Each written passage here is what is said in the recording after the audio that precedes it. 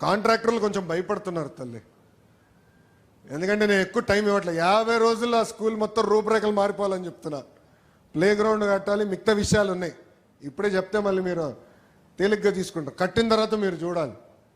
నిన్నే మాట్లాడా, మీరు 50 రోజుల్లో పూర్తి చేస్తేనే మీరు ప్రాజెక్ట్ తీసుకోండి అని చెప్పారు. అంటే ఒక పట్టుదల, ఒక కమిట్మెంట్తో నేను పనిచేస్తున్నా. చాలామంది అడిగారు ఏంటన్నా మంగళగిరి నుంచి బయటికి రావాలి, ఎప్పుడు మంగళగిరి అయినా అంటే ఇచ్చిన హామీ నిలబెట్టుకున్నాక ఉన్నాను. ఆ కార్యక్రమాలన్నీ పూర్తి చేస్తా, తర్వాతనే రాష్ట్రం అంతా వస్తానని వాళ్ళు చెప్తాం జరిగింది తల్లి. అది నాకున్న చిత్తశుద్ధి తల్లి. మంగళగిరి ప్రజలందరినీ ఒకటే చెప్పదలుచుకున్నా, మీ సొంతం నన్ను చేసుకున్నారు. నాకు అన్ని రకాలుగా మీరు నిలబడ్డారు. పాదయాత్రలో కానివ్వండి, ప్రతిపక్షంలో ఉన్నప్పుడు కానివ్వండి, మన ఎన్నికల్లో కానివ్వండి, బాధ్యత నా పైన పెరిగింది. వేదిక పైన ఉన్న నాయకులందరం ఒక పట్టుదలతో, ఒక క్రమశిక్షణతోనో, అవినీతి రహిత పాలన మంగళగిరిలోనే కాదు రాష్ట్రంలో అందించాలి లక్ష్యంతో మేము పనిచేస్తున్నాం.